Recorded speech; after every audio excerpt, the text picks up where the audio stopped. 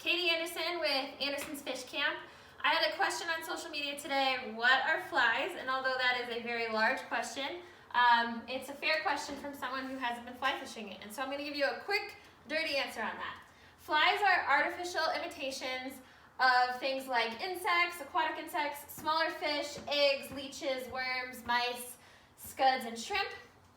Flies are broken down into 3 different types. So we have streamers. So streamers are flies that are actively retrieved through the water. Dry flies, those are flies that float on the surface of the water.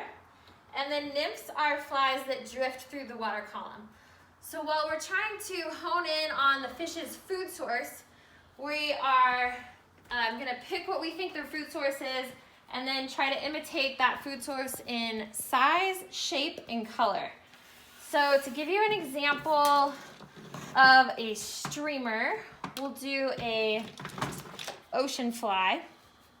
So this would be imitating like a small bait fish, okay? And it would be actively retrieved through the water, just like a little fish would be swimming along in the ocean. If we're gonna look at dry flies, I am a trout guide in Colorado, so I have a lot of different trout flies. So these 3 flies could catch the same fish, but most likely at different times. So this one's imitating a mayfly. I think that's another mayfly imitation. And then this one would be a grasshopper, which is a great like late August fly. Moving on to nymphs. So nymphs are the underwater flies. Again, size, shape, and color, the name of the game here. This is one of my favorites. This is named the pheasant tail, beadhead flashback pheasant tail to be exact. We have a little jig head here.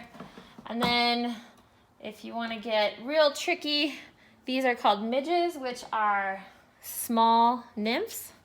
So those are 4 different types of trout flies that again would catch the same fish, but most likely at different times because they would hone into one food source, generally speaking, at a time. So I hope that answers your question a little bit. As you can see, there's a lot to it, and I hope you're staying healthy.